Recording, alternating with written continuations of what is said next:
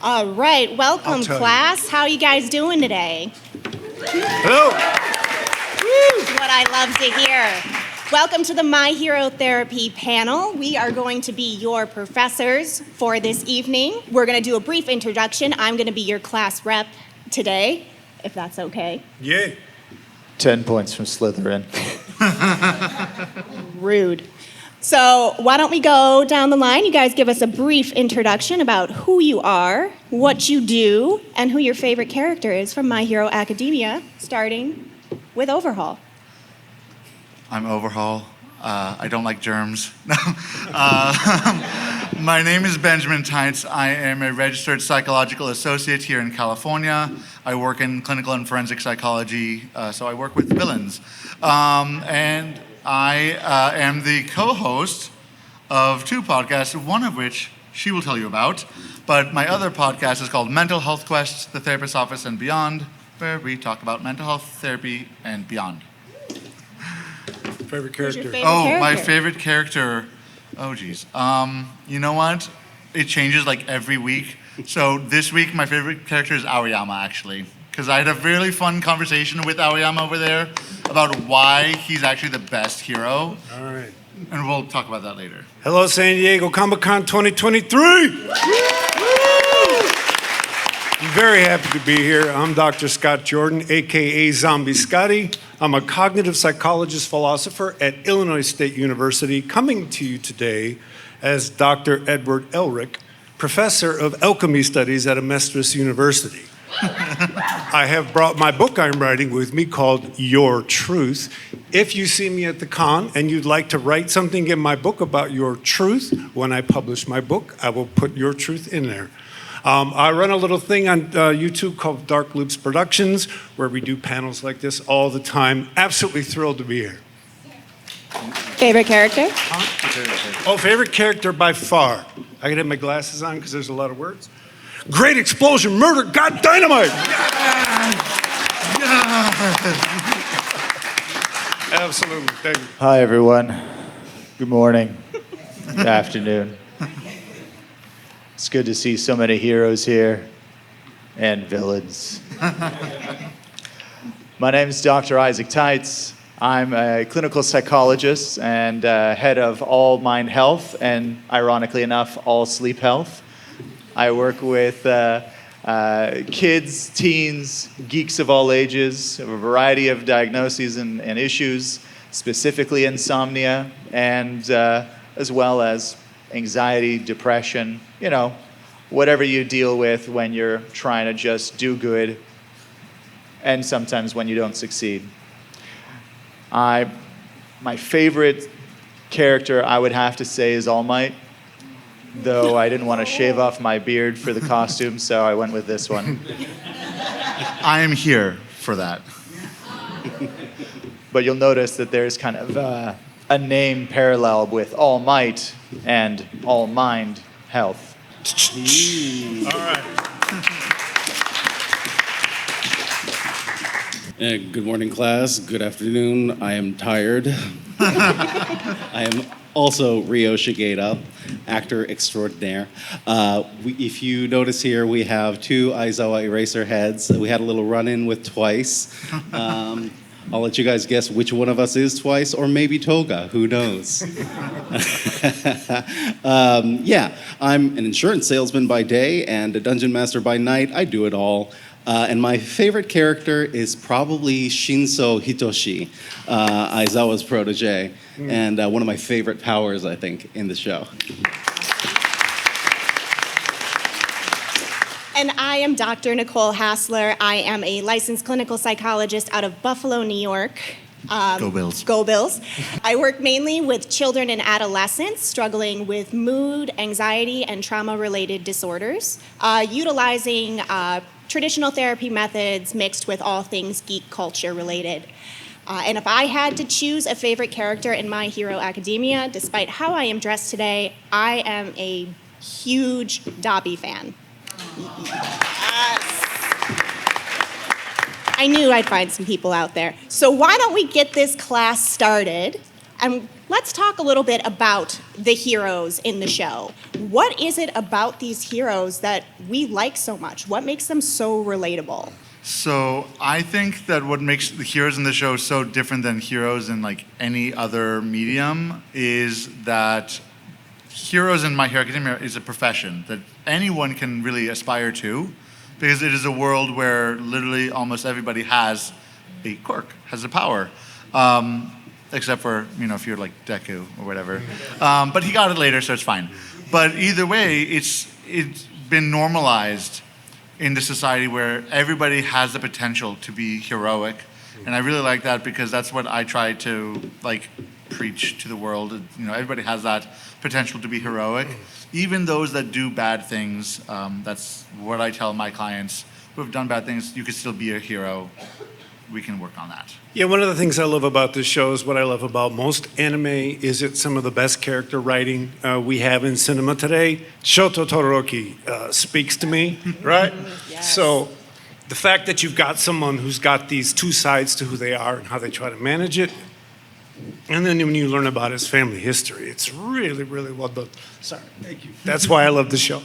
I particularly love the show as a pediatric psychologist, mainly because you get to see the dynamics between teachers and their students, how they internalize lessons, and how the students themselves support each other with, meeting them where they're at, acknowledging their idiosyncrasies, their kind of unique quirks, not even just the powers, but just, their own individual characteristics. Everybody, for the most part, has their things that they do, and within reason, they're allowed to be themselves.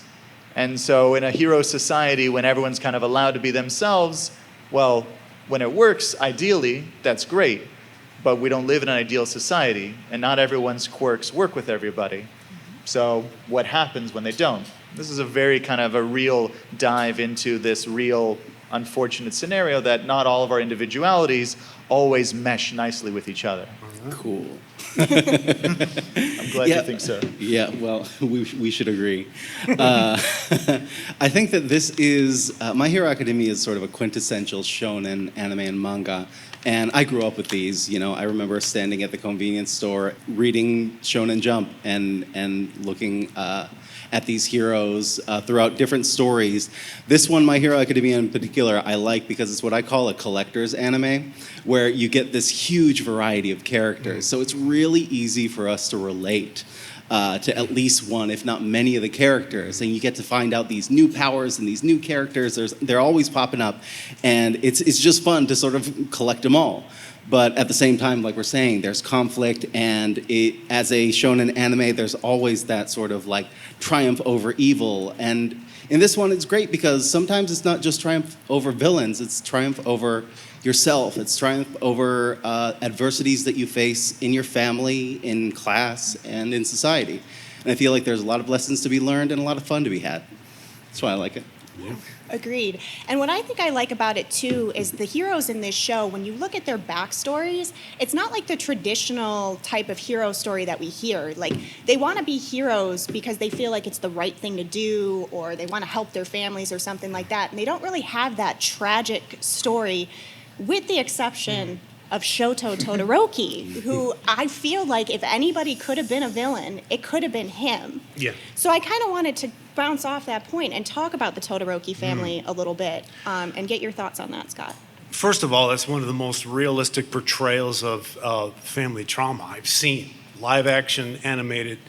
The fact that you have a man who used the customs of a culture to basically get himself married to a particular woman with a particular quirk so he could basically breed the next All Might, in a sense, is kind of repulsive, right? And at the same time, there's a thing about Endeavor where he's in a system as well. And, the show starts off with Midoriya, I'm going to be the best hero. And that's his goal. And Endeavor has that goal too, right? So you see these people having this goal. And when you set your goal to be the best, that means that you've got to overcome people. You've got to defeat other people, not yourself. So once you peg your star as being the best, you basically set your life up to compete with everybody else. And then the things he does to his family to eventually try to get to that kid who ends up being Shoto. The scene where the daughter tries to bring them back together to have dinner, unbelievably realistic. You've got the eldest son who will have nothing to do with his father. He walks out. You've got Shoto who's still kind of stuck because he has seen people respect Endeavor now that Endeavor's number one, right? Amazing stuff. And then you see the daughter crying when everybody leaves because it didn't work out. And all that is real, folks. All right, that is all real. Everybody has their different reason for being at that dinner table. So I was stunned at how adult that was, how well it was done. Yeah. Any thoughts on that, Isaac? Definitely. The fact that you've got an individual, Endeavor, who has his aspirations, as selfish as they may be, to be the very best, and he will go at will spare no expense to make his ambitions happen. To some degree, yes, it's good to be ambitious and to inspire your children to also rise to the top. But when it's his dream that he is trying to force onto his child, that doesn't work. And some of us here have had parents who've tried their hardest to get you to join the family business or to go in a certain direction in your field. Who here has had a parent, not full-on Endeavor style, but at least really tried to nudge you in a certain direction? Does this sound familiar to anybody? No. Yeah, I'm seeing some heads nodding.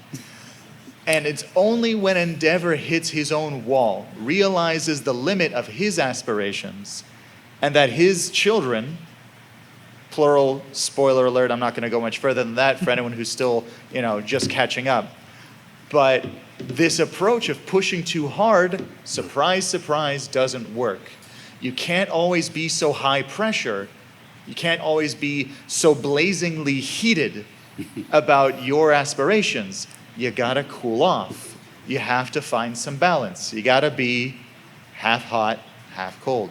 Yeah, I think there's a really cool parallel that runs in the story. This is the right place to say it, so I'll just say it.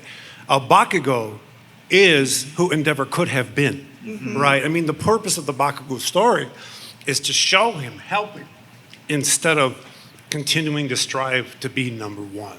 So when you look at the show that way, you're being taught something, right? Absolutely. I wanted to jump in just really quickly about Bakugo because in the beginning of the series, I mean, how many of you guys, when you first met Bakugo, did you think he was not the coolest of people? Annoying.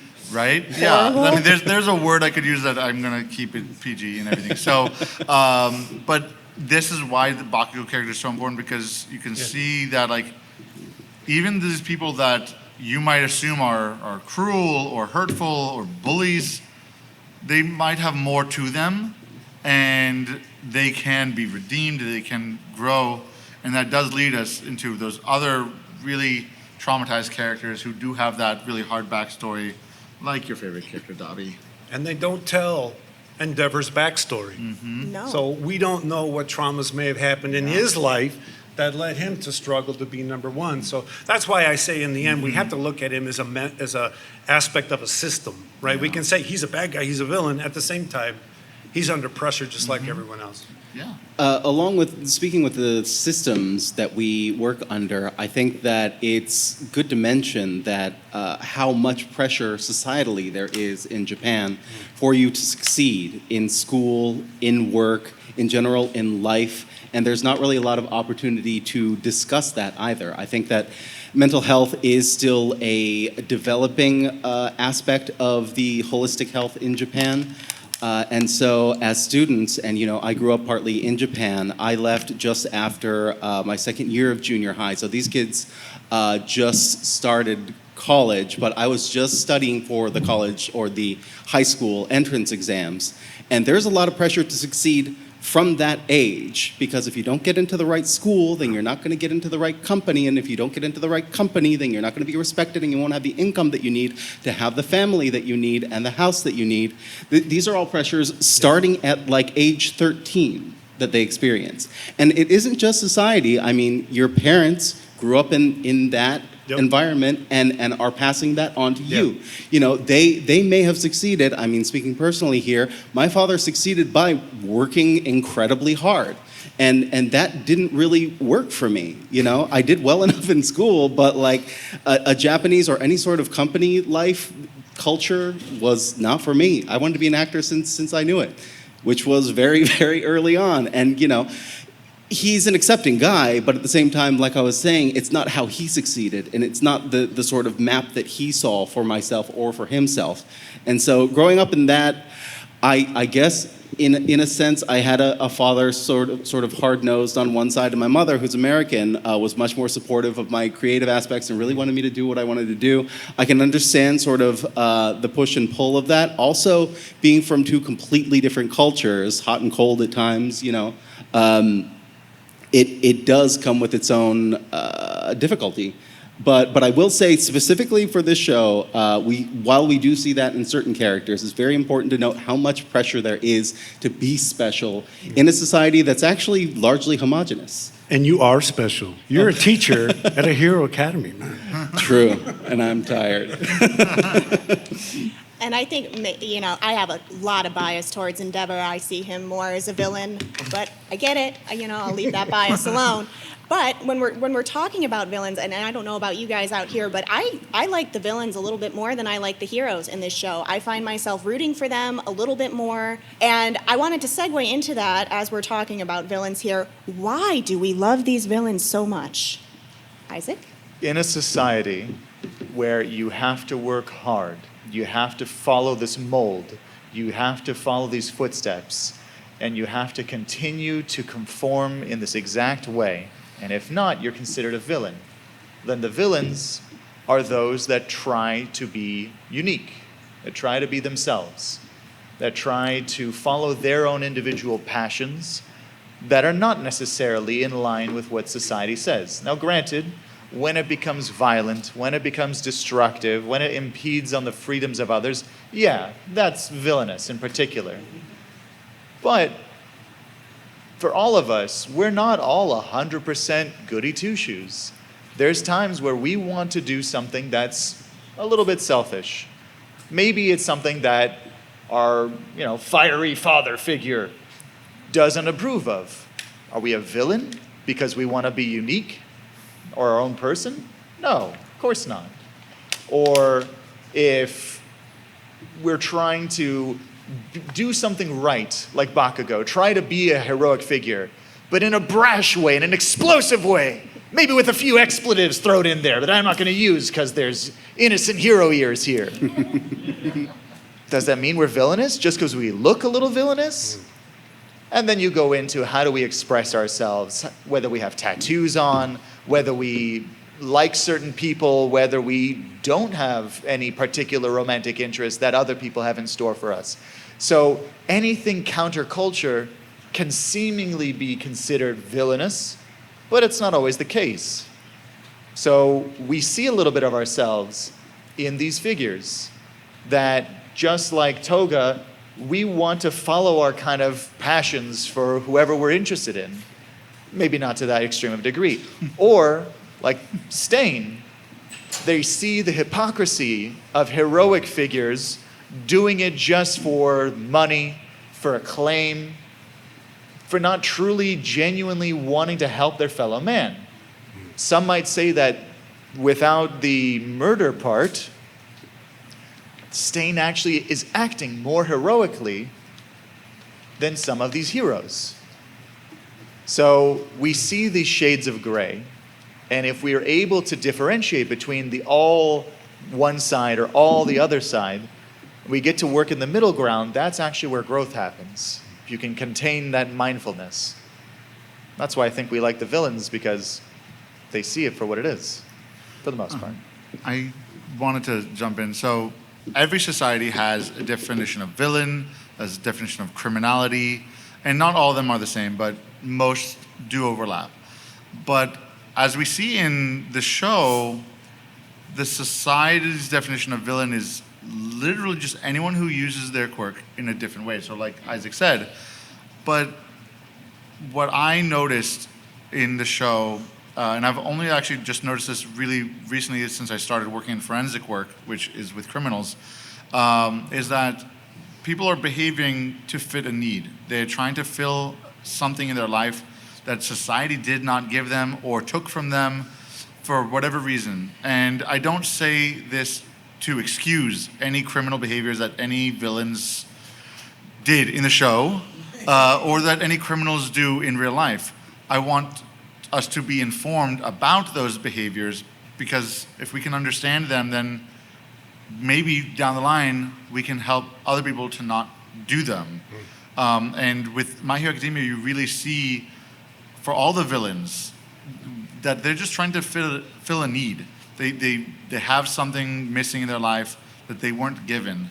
Particularly Toga's character, I think she really has this unique quirk that society did not understand. And literally just by the nature of her quirk, before she became a criminal, she was treated as a villain at age 5 or 6 or something like that. A lot of criminals in today's society, and I would imagine in the world of My Hero Academia, they think to themselves, well, if this is how I'm going to be seen, then I'm going to do it, because that's what you're expecting of me. Well, maybe we need to change our expectations of people then, if they're different from us or if they're trying to fill a need. Maybe we can try to understand them and work with them so that way they don't need to succumb to unhealthy societal expectations. Can you say Shigaraki, Yes. decay? The backstory there is the most traumatic backstory I've ever seen. The kid had no chance. No. Absolutely no chance. And when that episode, I watched it twice in a row, right? Because you've been watching this guy, you have no understanding of why. And then when you recognize where those hands come from, Lord have mercy, man. Yeah. That was just fantastic. So for me, the villains work the same way that the heroes work. It's the writing and the backstory. And this depth of understanding that comes in that moment, it's like, oh my God. So for me, it's the backstories. With Shigaraki in particular, because I was the same way. I watched that episode multiple times because it just tugged at my heartstrings. He's on the street. He's in clear distress. And all these people, you see that bystander effect, Yeah. right? Somebody else will help you. A hero will come by and help you eventually. Nobody helps him. And there's this one line in that particular episode that always stuck with me. And he said, maybe if somebody would have reached out a hand, if anybody had, the itching would have stopped. So exactly like you said, he had no shot because the one person that did reach out his hand Yep. was all for one. So it's so easy to see, in Yeah. that type of tragic backstory, how easy it is for somebody to succumb to something like that. I think this just goes back to why we love these villains, because we can empathize with them.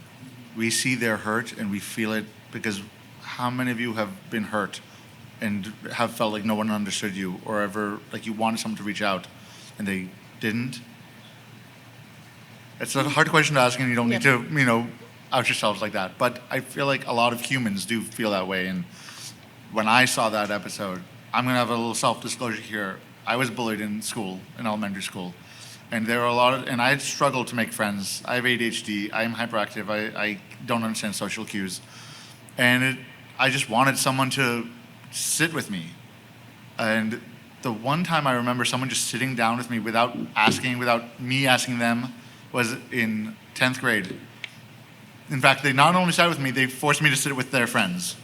They grabbed my food and said, come with me, you're not sitting alone. I can't really express how much Shigaraki's story connected with me when I saw that episode. I bawled, I died. Any thoughts, Rio?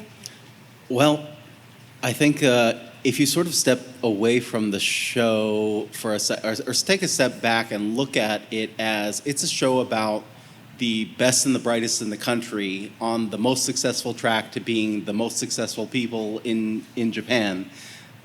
Is that what we want to see, or do we want to see the underdogs? Do we want to see the people that struggle? I mean, obviously, they all struggle to get there, but there is a certain amount of privilege, I think, to those kids, So, like you said, they're relatable. Like you said, it's the trauma that sometimes is relatable, and also, it might be just one circumstance that separates a hero from a villain.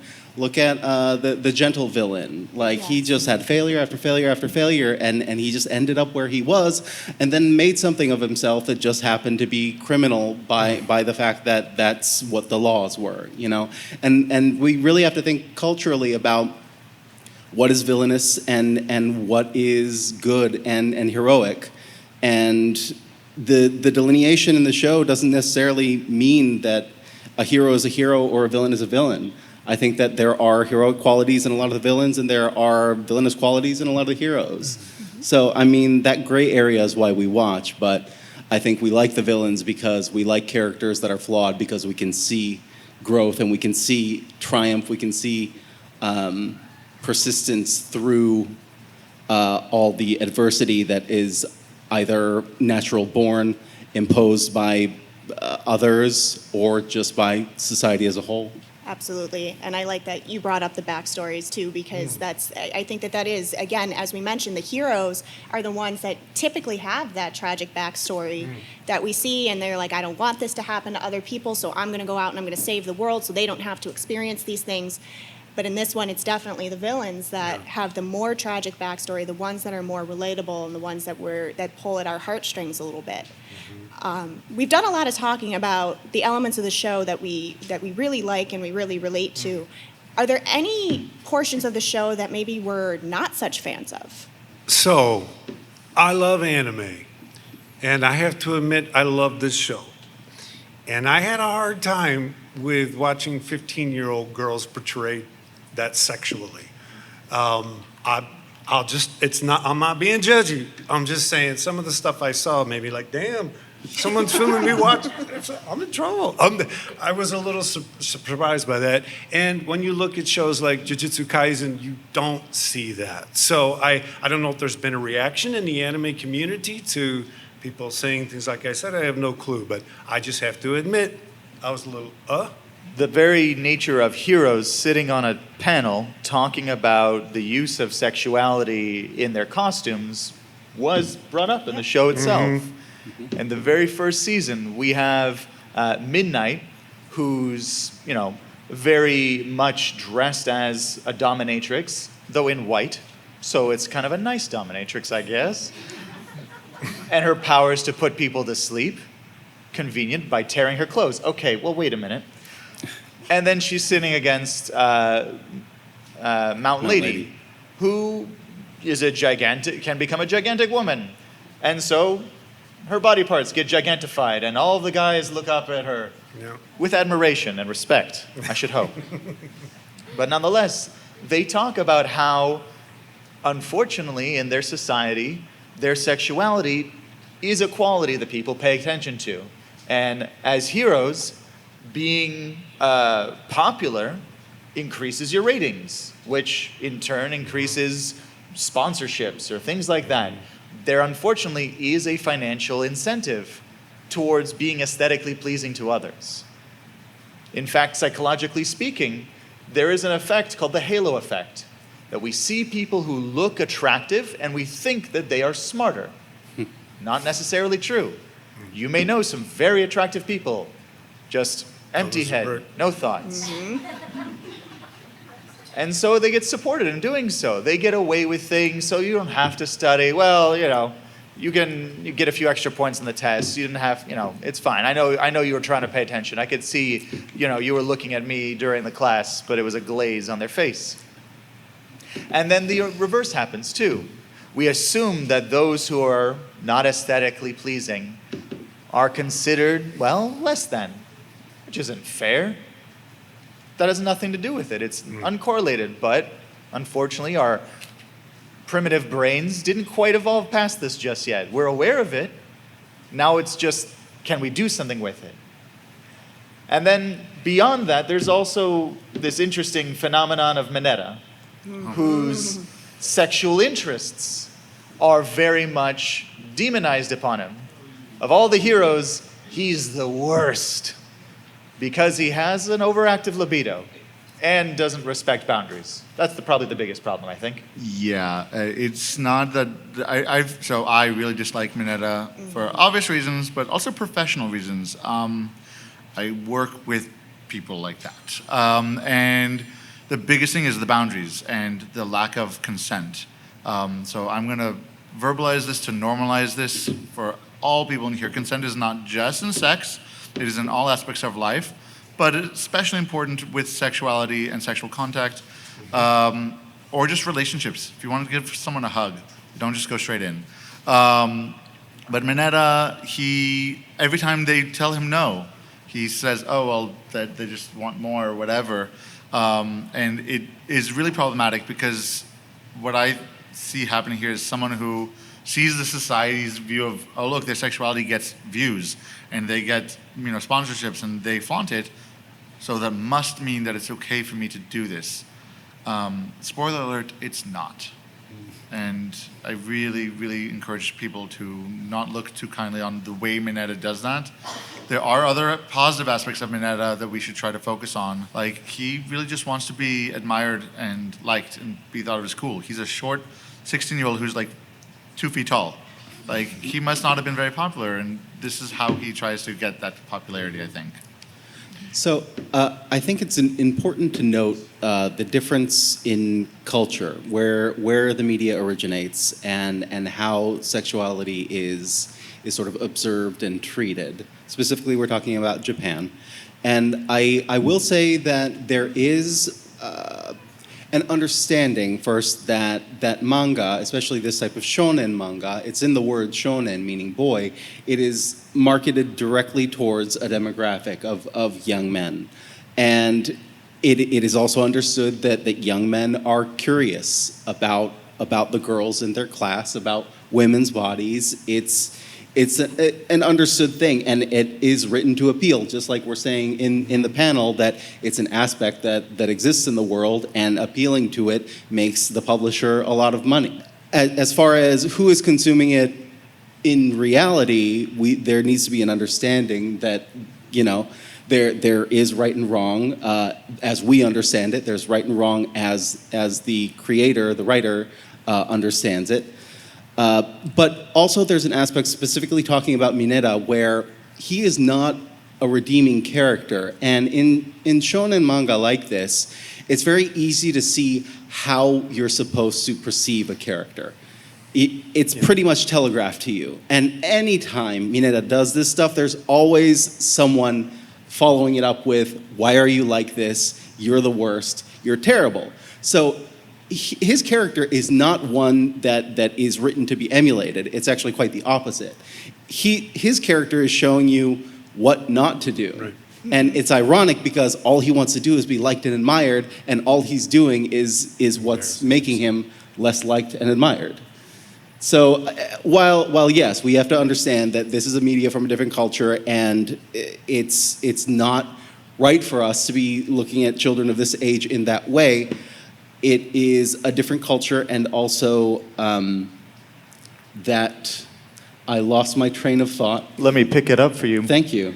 That you can see what to do and what not to do. Mm-hmm. One of the things that this series does do relatively well is illustrate multiple sides of these interactions. So where Mineta, whose crime is being unreasonably amorous, we have the more desired boys of the class, like, Todoroki, who is very much aloof, who is respectful of the distance between himself and his female peers.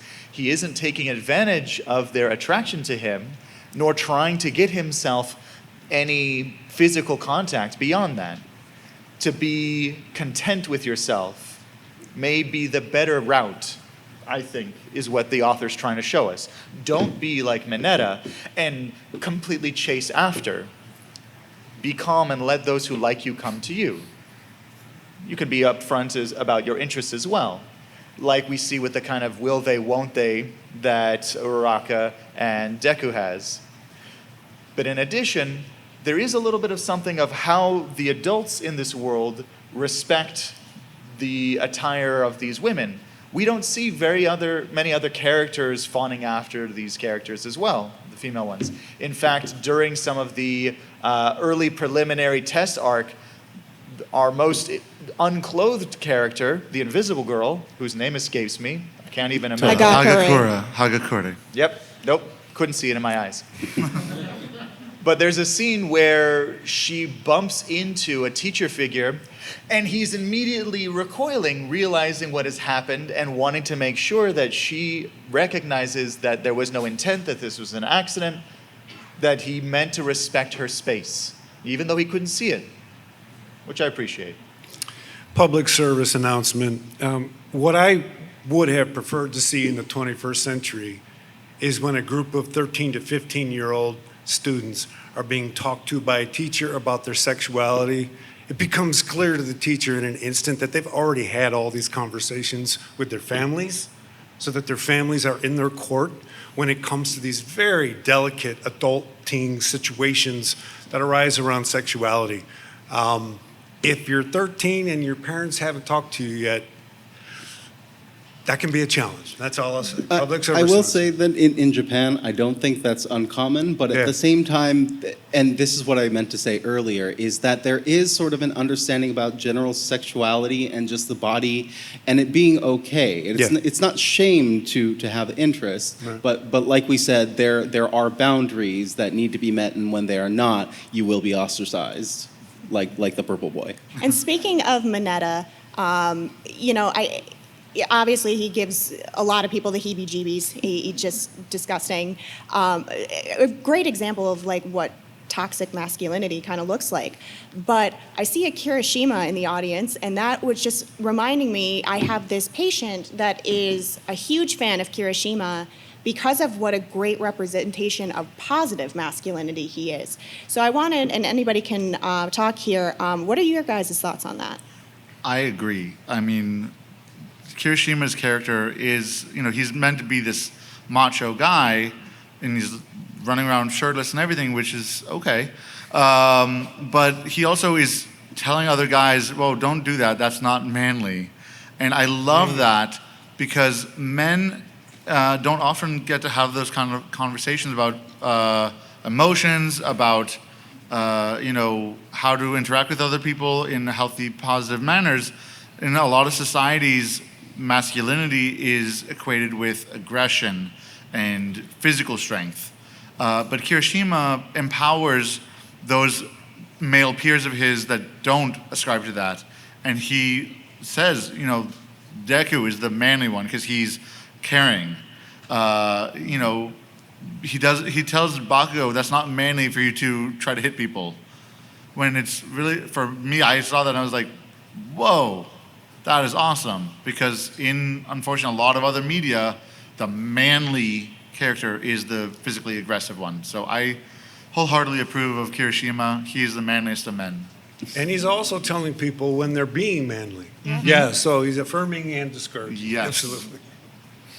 One of the interesting parts about the fact that Kirishima's power is hardening. It's to be stoic, it's to be solid in your convictions. And when he affirms what is his understanding of manliness, what does he consider as appropriate, and he reinforces that. And until anyone says otherwise, yeah, that's what it means to be manly.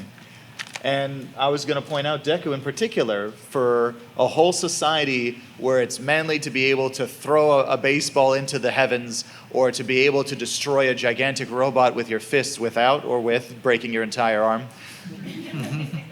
The ability to feel empathetically for another character, that's a superpower.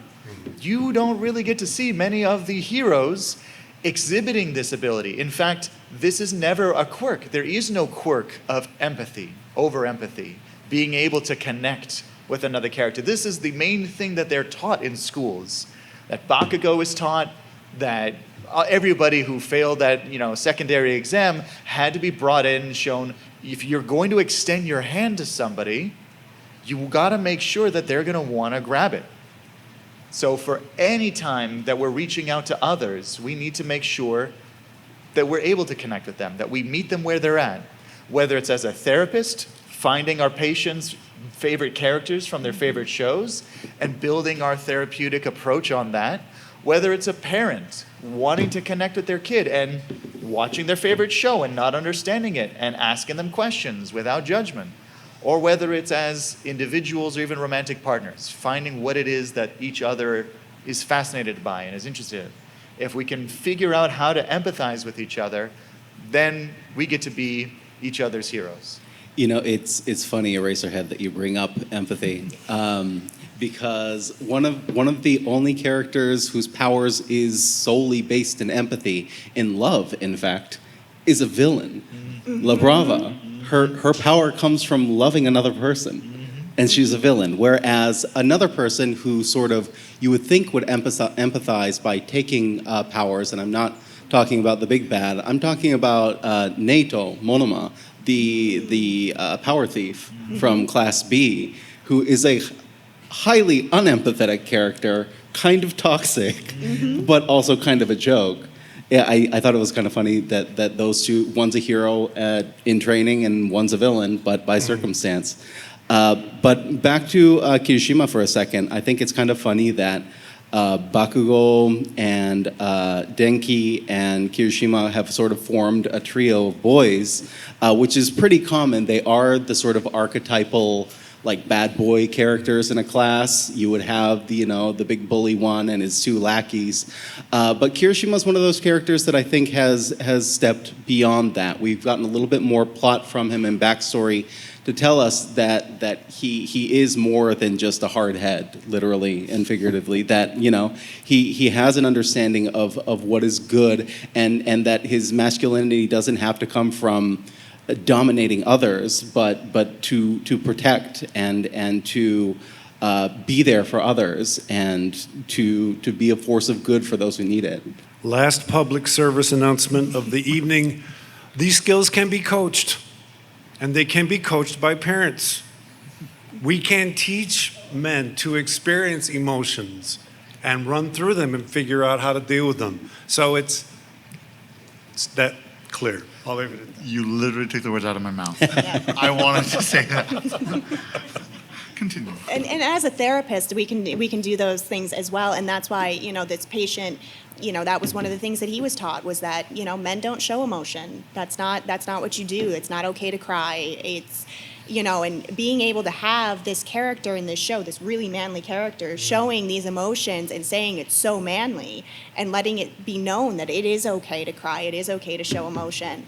It was something that just resonated with him so much. Which brings me to All Might. And for, once again, a spoiler for kind of the latter season, but we see All Might starting to shift when his abilities of, extreme strength are no longer available to him. We see him conveying his emotions a lot more. And particularly there's a scene where Deku is trying to do it all by himself, thinks that he has to do everything, he needs to just get in that grind set, grind till you die, just be the one-man army, and he's running himself ragged. Yep. Anyone else ever felt like that? Like you had to be the only one to push yourself forward.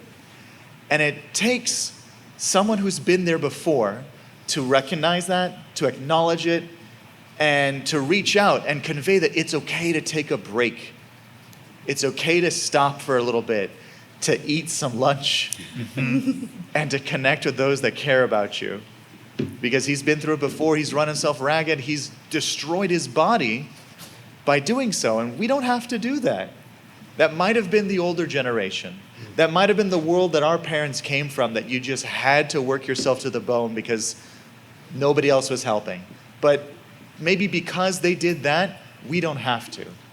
So if you notice that you're feeling drained, if you're feeling exhausted of your quirks, of your powers, of your energy, it's okay to take a break. It's okay to reach out for help. It's okay to ask for help. And then once you're recharged, then you can provide that help. But just like in any airplane, if the gas mask comes down, you got to put it on yourself first. You have to take care of you first, the best way possible, so you can take care of others. Here's a fun thing. Doesn't really have anything to do with anything, but maybe a public service announcement from me. Release your shoulders. You feel that? All the time I have to remind myself, hey, you got a little tension. Relax. It's fun. See that? That's my quirk. Chill, dude. All right, so I'm seeing that we have 5 minutes left, so I figure now would be a good time for us to wrap up, give our final thoughts. We'll start with Rio. Why don't you tell our class where they can find you on the internet and give your final thoughts? Absolutely. You can find me on Instagram, Threads, Twitter, the whole deal at I Know Rio. You could probably also Google me and find some other stuff if you want, if you're feeling detective-like. That's it.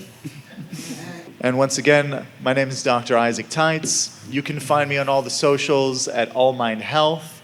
Also our website, allmindhealth.com. You can also come up and grab a card or a stress ball brain. And you can see me and my brother Ben and a few other geek psychologists on Saturday at the Multiverse of Marvel panel. Again, I'm Dr. Scott Jordan, a.k.a. Zombie Scotty. You can find me on YouTube at Dark Loops Productions. I have stickers and pins for those who would like those. And all you got to do then is just type those words into the Google machine, and it will take you directly to my podcast and my vodcast. Also, tonight, 8 o'clock, room 32AB, Tag You're Dead. Why we love deathmatch stories. We're going to be talking Alice in Borderland. We're going to be talking Hunger Games, talking Squid come on, Game. Squid Battle Game Royale. and Battle Royale. And I will be cosplaying President Snow, so you better be there. Thank you so much. Again, my name is Benjamin Taitz. I am the co-host of Mental Health Quest, the Therapist Office and Beyond. You can listen to that podcast wherever podcasts are found, and on social media, Facebook and Twitter at MHQ Podcast. And on the podcast I share with Nicole, I am known as the empathic hero, Pathos. And why don't you tell us what that podcast is? That podcast is called the My Hero Therapy Podcast. You can find that on social media at My Hero Therapy across all platforms, where Ben, or Pathos, and myself, the intuitive hero Psyche, discuss all the episodes of My Hero Academia and break down the mental health themes that we see in the show. And you can also find me on Instagram at levelup_therapist, or on Twitter at levelup_therapy, or on my website, nextleveluptherapy.com. And just as a quick thing for My Hero Therapy Podcast, first episode is coming out soon. This is a brand new podcast, so get on it while it's hot. Thank you guys so much for coming today. You guys have been great, and always remember to go beyond. Plus ultra. Thank you guys, you're awesome.